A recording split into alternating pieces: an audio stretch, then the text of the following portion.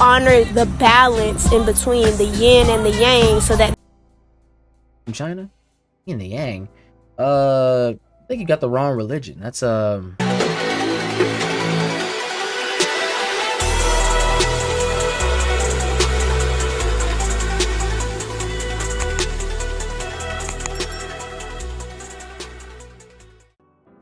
welcome back to the channel. I am the Lord Scrub, and one of the things I like to do is I like to see how other people will twist and turn the simple commandments of God. I mean, honoring your mother and father isn't that complicated, right? I think generally anybody understands just the simplicity of what that means. But well, let's see what the spiritual people interpret that commandment as. honor thy father and thy mother wasn't actually talking about your parents. It was actually talking about honor your masculine and your feminine, honor your dark and your light. So let me get this straight. The commandment about giving back to the people who birthed you and raised you in that unstable kind of formless, very weak part of your origin, your earliest days. It's not about giving respect back unto them. It's about you and your kind of feminine, you know, you're masculine. I don't really know what these terms mean under what they call them, I'll be honest. And your darkness. You're dark, very dark. And your light, interesting. So give back to the communities with the commandment. Actually give back to yourself. Interesting, very interesting. Honor the balance in between the yin and the yang so that From China? Yin and the yang. I think you got the wrong religion. That's no, that's not from the religion of the God of Abraham, Isaac, and Jacob. that days may be longer. And then it said, and parents and energies don't provoke your children and lead them to wrath. You just took a commandment from Moses and then you just added some of the what the apostles said to it, which no, they didn't know about yin and yang and all this energy stuff. Don't allow too much masculine or too much feminine to take you out of your balance. Don't allow too much light and too much dark to take you out of your balance. So you just repeated yourself. Balance. What even is that? Like, well, not the phrase balance, but I mean, like, what actually is balance for them? I would love for a spiritual person write down in the comments if you understand the lingo of what she's talking about and what that means to have a balance of light and dark. Because sounds to me, it just seems like you just have a bit of evil in you and a bit of good in you, and I'm like, shouldn't you be wanting to go one direction? You got to be stable in who you are. That is truly honoring thyself. That is truly honoring God that lives within. God that lives within. Like, is that a actual God, or is that like some sort of divine human being type mentality of, oh, I can ascend into godhood? Because God is actually just a representation of what it is to combine duality, what it is to go from the two to the one. Oh, so basically not actual deities, but like some sort of, oh, like God is symbolism. That's it. He's not an actual person. I better tell Jesus. They just calling you anything up down here. What it is to know what wholeness is, that everything is everything and nothing all at once. So wholeness is to say everything is everything and nothing all at once. See, I just don't understand it. I'll be honest. How do we get here from quite literally a simple commandment to give back to those who birthed you? What are we talking about? God energy is the ability to take something and create something new. The ability to take what you already have, balance it out, and create a whole new thing to God energy. I've never heard that term before. Be able to go into this universe, into these universes. Oh, spiritual lyrical. Okay. From this universe into this universe. Okay. It's all about you, right? It's all about you. Your verse. and make differences, make changes. That is creating something new. Much love. I say. Interesting. Boo. Much love. Yeah. Very interesting, very strange doctrine. So you see what I mean? The commandment, very simple, and now it's the end result is about you and whatever you got going on, nobody else. So essentially the breaking down of communities itself, the breaking down of togetherness, like quite literally a wholeness, not built around whatever you got going on, but actually built around what everybody has going on, because we're all made in the image of God. But well, I hate to break it to her, but let's start somewhere. Let's not go directly into the commandment, because before we approach God's commandments, I do think that certain things that need to be set up before you ever touch the commandments. Like, first, I think you need to know the concept of Leviticus chapter 10 verse 10. You are to distinguish between the holy and the common, and between the unclean and the clean.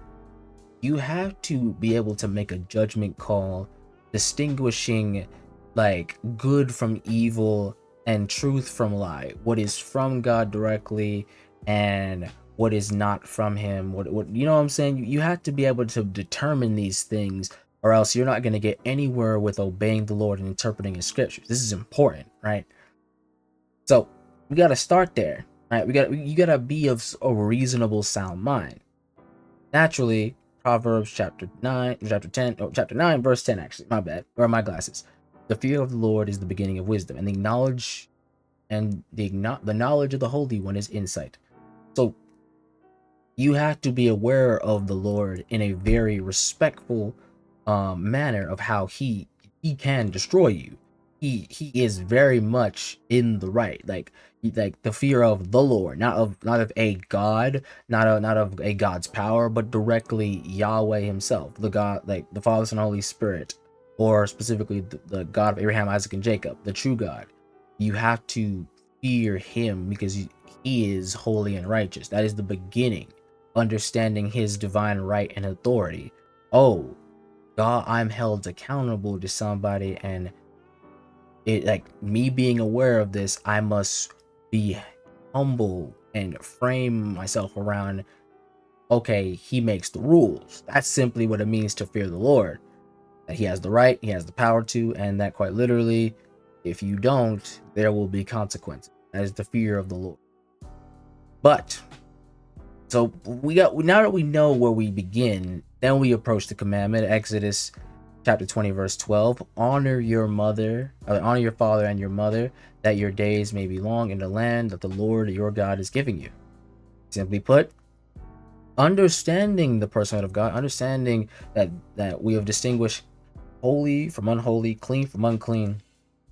This is clean. This is holy. This is what you ought to do. This is a practice. This is a lived practice of treating your parents with respect and giving back to them, not just in your youthful years of submission, but your elder years of, in some ways, provisions.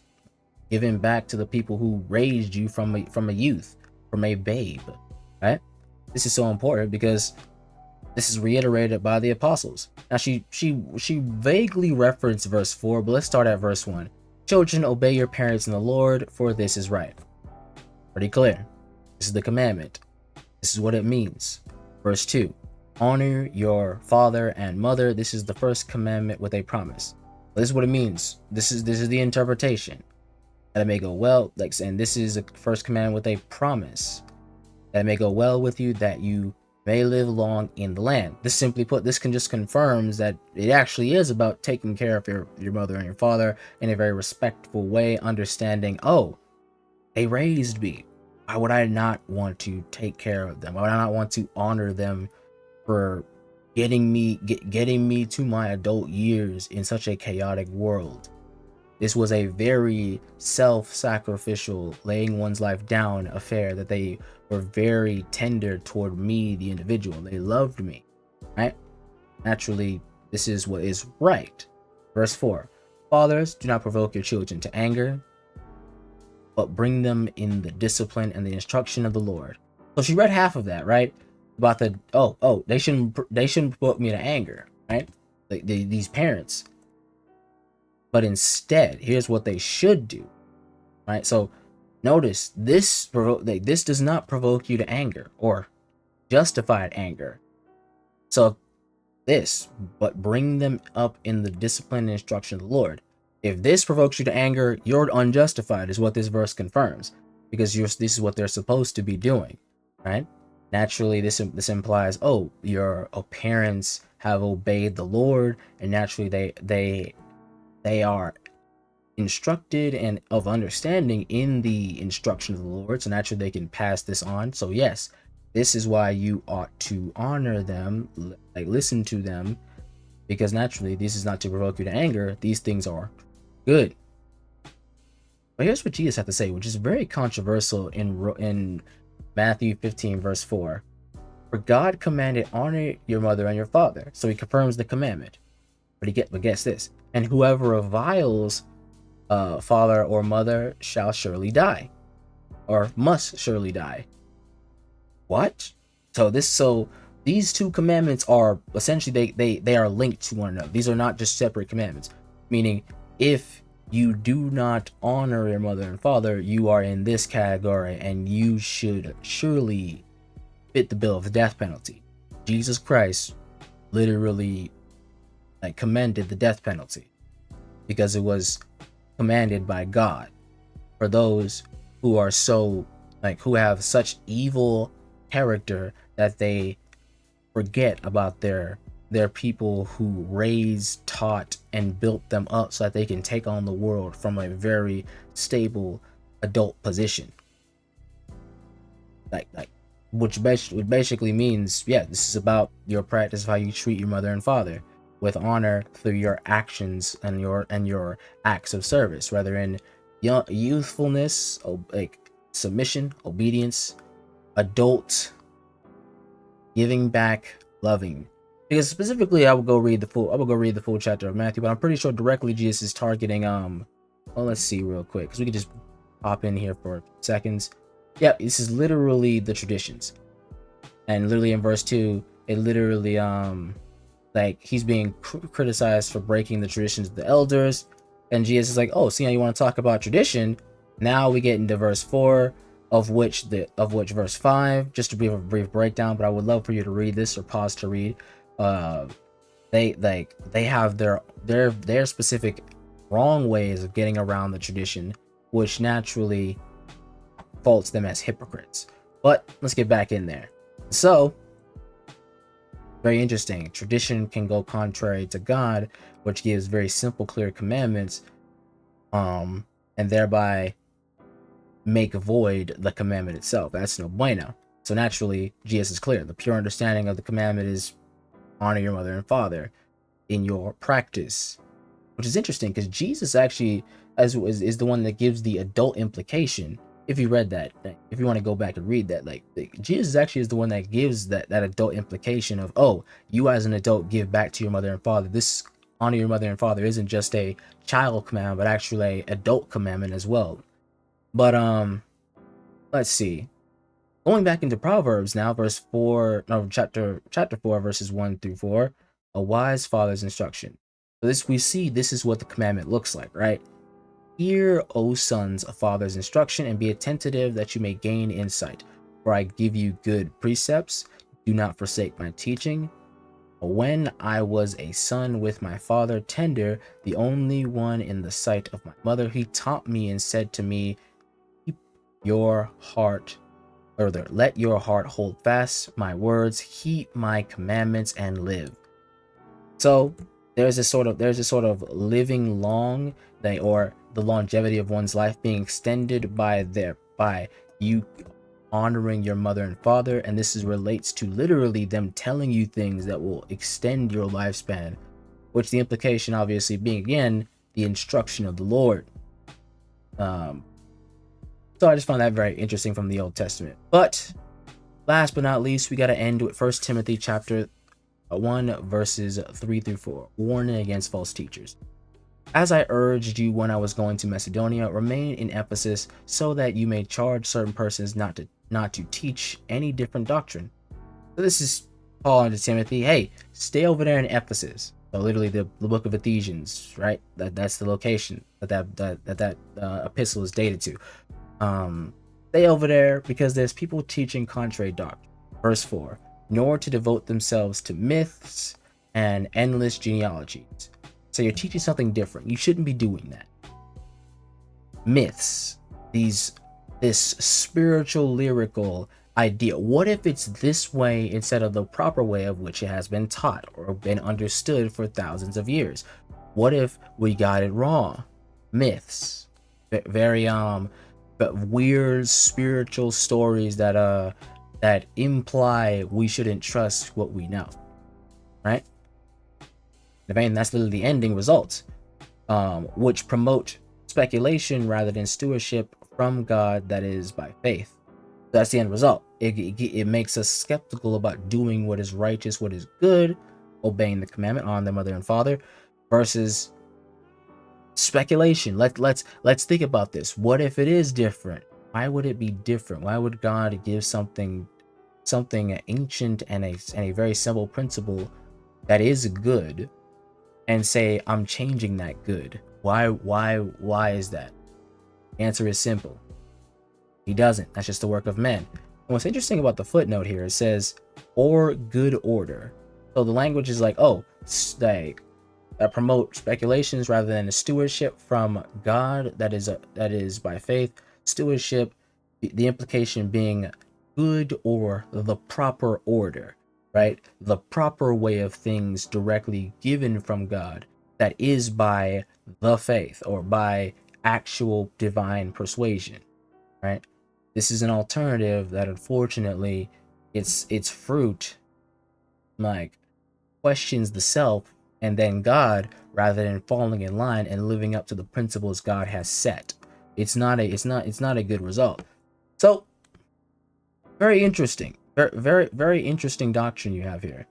I think as a black woman and black man, black goddess, black god, chaos being, primordial being, god, goddess, masculine, all these various archetypes. I'd be careful. I'd be very careful because that's no bueno. I think we're all just human beings and that we need to obey the Lord. But let me know what you guys think. Do you think she was cooking when it comes to this masculine and feminine? Is that how we should interpret the commandment, or should we just do what is good service unto our elders, because naturally they got it out of the mud and raised us a certain way so that we can live up to, simply just live up to the Lord. But with that being said, that was very interesting. God help us all. Let's all return to the scriptures and be blessed. So God bless and stay blessed. Like, comment, and subscribe, and let me know what you guys think in the comments. Take care.